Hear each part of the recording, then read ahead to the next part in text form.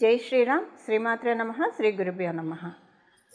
2025 సంవత్సరం మే నెల 15వ తారీఖు నుంచి దేవగురువైన బృహస్పతి ఆయన సంచారాన్ని మారుస్తూ ఉన్నారు. ఇన్నాళ్ళు వృషభ రాశిలో సంచారం చేసిన బృహస్పతి ఇక్కడి నుంచి మే 15వ తారీఖు నుంచి వృషభ రాశి నుంచి మిథున రాశిలోకి ఆయన బంగారు పాదాన్ని మోపుతూ ఉన్నారు. మిథున రాశిలోకి ఆయన ఆగమనము ద్వాదశ రాశుల వాళ్ళకి ఎలాంటి ఫలితాలని ప్రసాదిస్తుంది, ద్వాదశ లగ్నాల వాళ్ళకి ఎలాంటి ఫలితాన్ని ప్రసాదిస్తుంది అన్న విషయాన్ని మనం తెలుసుకుందాము. నవగ్రహాల్లో దేవగురువైన బృహస్పతి మరియు శనీశ్వరుడు వీళ్ళిద్దరి సంచారము కూడా రాశులు మారేప్పుడు ప్రత్యేకతలు ఉంటాయి. ఉదాహరణకి శనీశ్వరుడికి ఏలినాడు శని ఉంటుంది, అర్ధాష్టమ శని ఉంటుంది, అష్టమ శని ఉంటుంది. కొన్ని రాశుల వాళ్ళకి ఏలినాడు శని, కొన్ని రాశుల వాళ్ళకి అర్ధాష్టమ శని, కొన్ని రాశుల వాళ్ళకి ఏలినాడు శని ఇలా ఉంటుంది. అష్టమ శని ఇలా ఉంటుంది. అలానే దేవగురువైన బృహస్పతి ప్రతిసారి రాశి మారేటప్పుడు పుష్కరాలు వస్తాయి, నదులకి పుష్కరాలు వస్తాయి. పుష్కరుడు నదికి ప్రవేశిస్తాడు. ఇప్పుడు మే 15వ తారీఖు నుంచి ఒక 12 రోజుల పాటు సరస్వతి నదికి పుష్కరాలు వస్తాయి. సో అందువల్ల దేవగురువైన బృహస్పతి ప్రతిసారి రాశి మారేటప్పుడు అది కొన్ని ప్రత్యేకతను సంతరించుకుంటుంది. ఈ ప్రత్యేకతలు మీ రాశుల వాళ్ళకి ఎలాంటి ఫలితాన్ని ఇస్తుంది? కాలపురుషుడు కుండలిలో 3వ స్థానం సహజ 3వ స్థానము, బచక్రంలో సహజ 3వ స్థానమైన మిథున రాశిలో దేవగురువైన బృహస్పతి సంచారము. యాక్చువల్గా 3వ స్థానం అనేది మరణకారక స్థానము. మనకి పరాశర సంహిత ప్రకారం బృహస్పతికి మరణకారక స్థానము. కాకపోతే అదే పరాశర హోరాశాస్త్రం చెప్పే విషయం ఏంటంటే 3వ స్థానాల్లో గురు భగవానుడు యొక్క సంచారము సౌభాగ్య యోగాన్ని కూడా ప్రసాదిస్తుంది.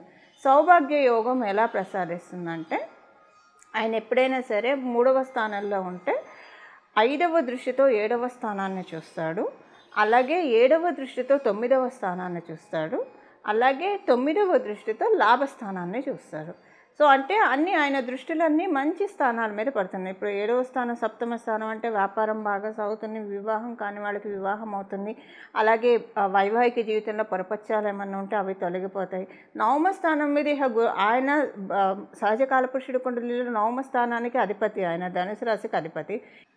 9వ స్థానం మీద ఆయన దృష్టి పెట్టినా కూడా అది చాలా విశేషాంశం. అంటే ఇంకా అదొక లక్ష్మీ యోగం అని మనం చెప్పచ్చు. శ్రీలక్ష్మి యోగాన్ని మనకి కలిగిస్తుంది. అంటే మనకున్న పూర్వపుణ్యం అంతా కూడా వస్తుంది. ఈ జన్మలో మనము ఇంకా ఏం కర్మను మంచి మంచి థాట్స్ ఇస్తారు, ఈ పని చెయ్యి, మీకు ఇన్ని వరాలు వస్తాయి, ఇన్ని బ్లెస్సింగ్స్ వస్తాయని మనకి మైండ్లో మస్తిష్కంలో ఆయన కూర్చొని చెప్తూ ఉంటారు. అలాగే ఆయన లాభస్థానం అంటే ఇక చెప్పక్కర్లేదు, ఫైనాన్షియల్గా బాగా ఉంటుందన్నమాట. అందరితోటి బాగుంటుంది, ఫైనాన్షియల్గా టర్మ్స్ బాగుంటాయి. ఇది మిథున రాశిలో ఉంటూ సహజ కాలపురుషుడు కుండలిలో 3వ స్థానంలో. మళ్ళీ ప్రతి రాశి వాళ్ళకి ఇది మారుతుంది, కానీ సహజ కాలపురుషుడు కుండలిలో 3వ స్థానం అవ్వడం వల్ల ఈ మరణకారక స్థానానికి సింపుల్ కాన్సలేషను ఆయన సౌభాగ్య యోగాన్ని కూడా ప్రసాదిస్తున్నాడు. 2 ఉన్నాయి.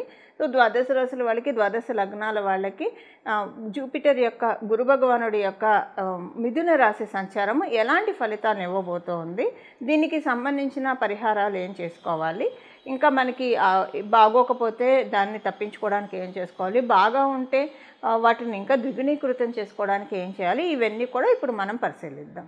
కుంభరాశి కుంభలగ్నంలో పుట్టిన వాళ్ళకి 5వ స్థానంలో ఆయన సంచారం చేస్తూ ఉన్నాడు.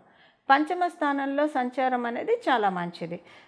అంటే ఇప్పుడు 5వ స్థానంలో ఆయన మీ పూర్వపుణ్యాన్ని ఆయన తీసుకొస్తూ ఉన్నాడు. మీకు సంతానానికి సంబంధించిన మంచి సమయము, చాలా మంచి సమయము.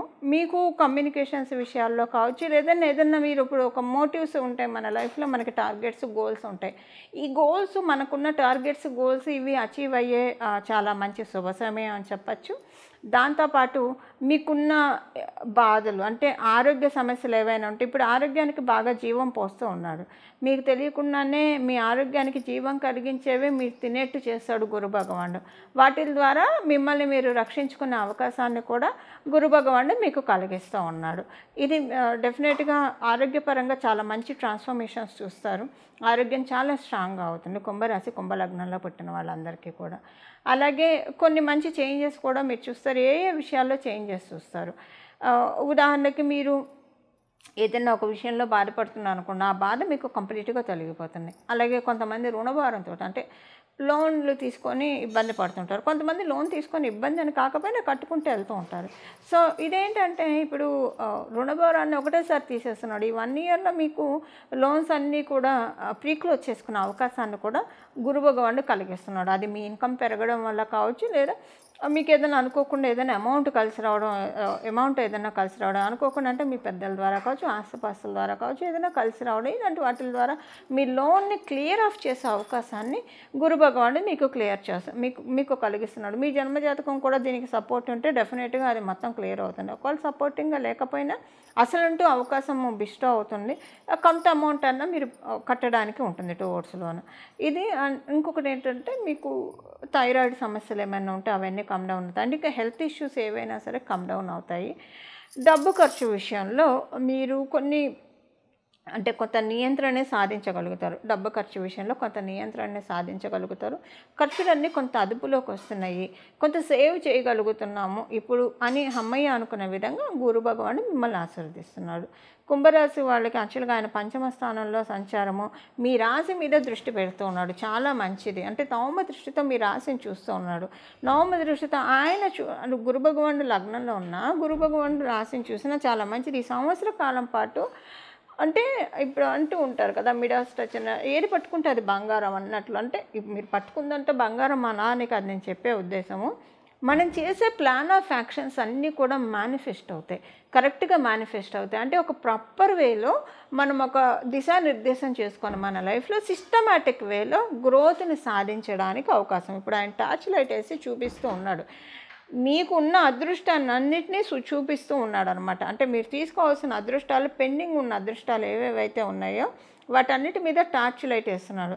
సో ఇవేంటంటే మీకు తెలియకుండానే కొన్ని అదృష్టకరమైన సంఘటనలు జరిగితే వాటి వల్ల మీరు సంతోషంగా ఫీల్ అవుతారు. అది మీ పిల్లలకి సంబంధించింది కావచ్చు, మీ వైవాహిక జీవితంలో సంబంధించింది కావచ్చు, లేదా డబ్బులకి సంబంధించిన కావచ్చు. ఇది ఏంటి అనేది మీ కుండలిని అనుసరించి ఆధారపడి ఉంటుంది. ఏదైనా గురు భగవానుడు మీ రాశిని చూడటం అనేది చాలా మంచిది. నవమ దృష్టితో కుంభరాశి వాళ్ళందరికీ కూడా చాలా మంచి ఫలితాన్ని చూడబోతున్నారు.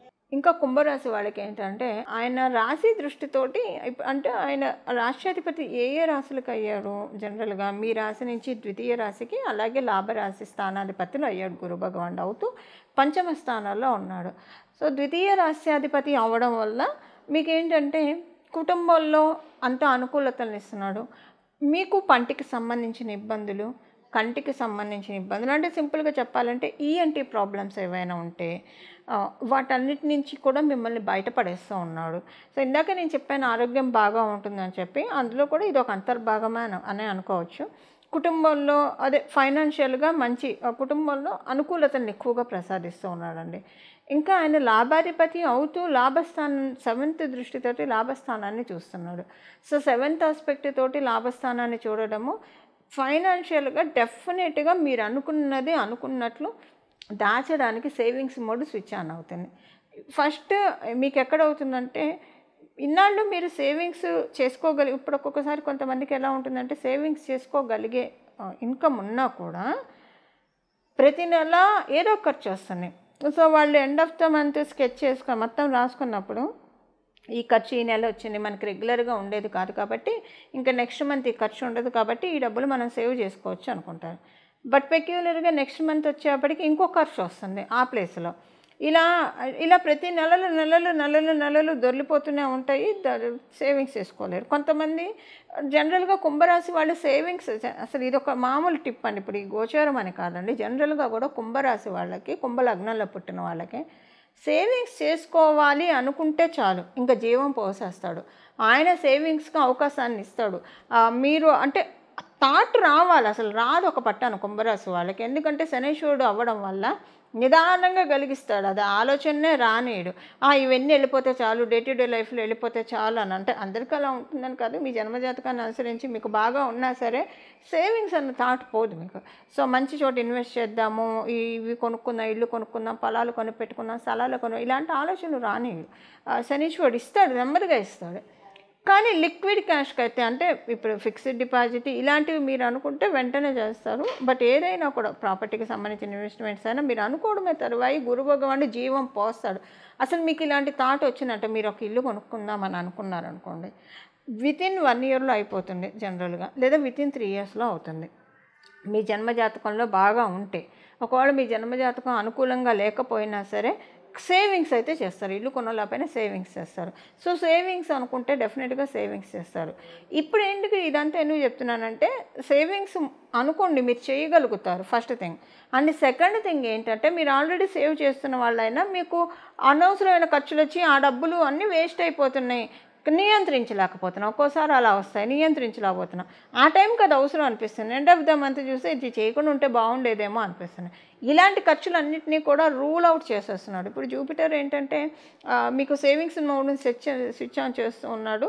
దానికి మీ రాష్ట్రాధిపతి అయిన సాటర్న్ కూడా బలాన్ని కలిగిస్తున్నాడు. ఆయన లాస్ అనమాట. అంటే ఇది ఇప్పుడు వద్దు, ఈ ఖర్చు వద్దు, స్ట్రిక్ట్గా కట్టిపడేస్తాడు మిమ్మల్ని. అంటే కట్టిపడేస్తాడంటే మీరేదో బలవంతంగా ఖర్చు పెట్టరని కాదు, కానీ అక్కడ మీరు ఖర్చు పెట్టకుండా నియంత్రించి అవసరం లేదు ఇది అని మీ మైండ్లోంచి తీసి సేవింగ్స్ చేసే విధంగా మిమ్మల్ని గురు భగవానుడు దీవిస్తూ ఉన్నాడు. ఇది కుంభరాశి కుంభలగ్నంలో పుట్టిన వాళ్ళకి గోచారంలో మిథున రాశిలో గురు భగవానుడు సంచారం చేస్తూ ఇచ్చే ఫలితాలు. మిథున రాశిలో ఆయన సంచారము అన్ని రాశుల వాళ్ళకి యోగించే విధంగా ఉండడానికి దత్తాత్రేయ స్వామి వారి ఆరాధన చేయాలి.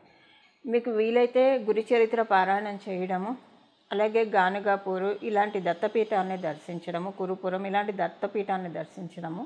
ఒకవేళ దర్శించడం కుదరకపోయినా సరే దత్తుడి యొక్క ఆరాధన ఎక్కువగా చేసుకోవడము, దత్త చరిత్ర పారాయణం చేయడానికి ప్రయత్నించండి, చాలా మంచిది. ప్రతిరోజు కూడా ఈ నామం ఇప్పుడు మనం తెలుసుకోబోయే నామము సర్వకాల సర్వావస్థలందు కూడా చేసుకోవచ్చు. అంటే మీరు ఏ కండిషన్లో ఉన్నా సరే నామజపానికి తప్పు ఉండదు. కాబట్టి ఇప్పుడు మనం తెలుసుకోబోయే నామాన్ని ప్రతిరోజు కూడా మనసులో జపించుకుంటూ ఉంటే, మీరు ఏ పని చేస్తూ ఉన్నా మనసులో జపించుకుంటూ ఉంటే కనుక గురు భగవానుడి యొక్క మిథున రాశి సంచారంలో ఆయన బచక్రంలో 3వ స్థానంలో ఉంటూ ఇచ్చే సౌభాగ్య యోగాన్ని మనందరం కూడా అందుకోవచ్చు. ఇప్పుడు ఆ నామం ఏంటో మనం చూద్దాం.